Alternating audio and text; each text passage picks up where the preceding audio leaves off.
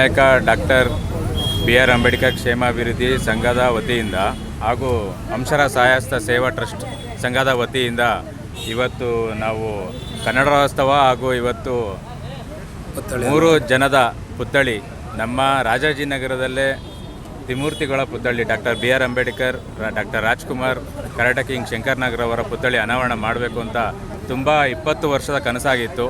ಇವತ್ತು 2 ಸಂಘ ಟ್ರಸ್ಟಿಂದ ಸೇರಿ ಇವತ್ತು ಅದನ್ನು ನೆರವೇರಿಸ್ತಾ ಇದ್ದೀವಿ. ಜೈ ಹಿಂದ್, ಜೈ ಕರ್ನಾಟಕ. ಮಾತ್ರ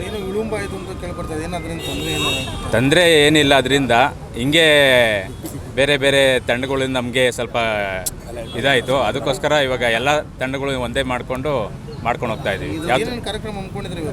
ಸರ್, ಇವತ್ತು ಕನ್ನಡ ರಾಜ್ಯೋತ್ಸವ ಆಗಿದೆ. ಇವಾಗ ಮೆಡಿಕಲ್ ಕ್ಯಾಂಪ್ ಇದೆ.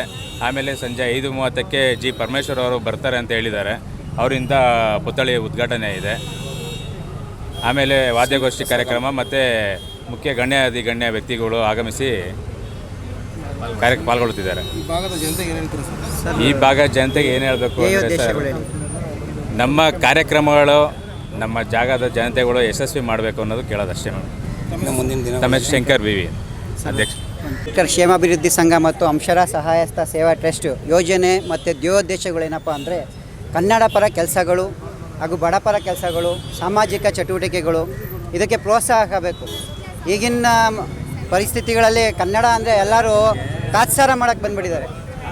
ಇವತ್ತಿನ ದಿನಗಳಲ್ಲಿ ಕನ್ನಡ ಅಂದರೆ ಎಲ್ಲರೂ ಏನೋ ಒಂದು ಯಾವ ಕನ್ನಡ ಅನ್ನೋ ಥರ ಪರಿಸ್ಥಿತಿಗೆ ನಾವು ಬಂದಿದ್ದೇವೆ. ಮತ್ತು ಬೆಳೆಸಿ ಅನ್ನೋ ಇದಕ್ಕೆ ಕನ್ನಡ ನಾಡಲ್ಲೇ ಕೇಳುವಂಥ ಪರಿಸ್ಥಿತಿ ನಮಗೆ ಬಂದುಬಿಟ್ಟಿದೆ.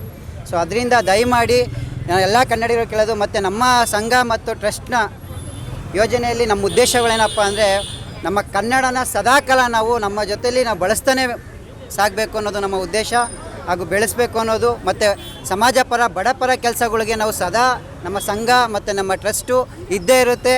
ಮತ್ತು ಸಹಾಯಸ್ತ ಸೇವಾ ಟ್ರಸ್ಟ್ ಮತ್ತು ಕ್ಷೇಮಾಭಿವೃದ್ಧಿ ಸಂಘ ಕೂಡ ಸದಾಕಾಲ ಬಡಪರ ಜನಗಳಿಗೆ ನಾವು ಜೊತೆಯಾಗಿರ್ತೀವಿ, ಸಾಮಾಜಿಕ ಕಾರ್ಯಕ್ರಮಗಳ ಜೊತೆಗಿರ್ತೀವಿ ಅಂತ ಹೇಳಿದ್ದು ನಮ್ಮದು ಮುಖ್ಯ ಉದ್ದೇಶ ಆಗಿದೆ.